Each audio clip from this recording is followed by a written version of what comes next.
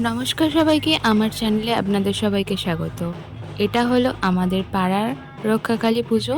এবছর 50 বছর পুজো হচ্ছে। আর আমাদের মা হচ্ছে ভীষণ জাগ্রত। আমার যখন থেকে জ্ঞান হয়েছে তো আমি দেখে আসছি এই পুজোটা হচ্ছে।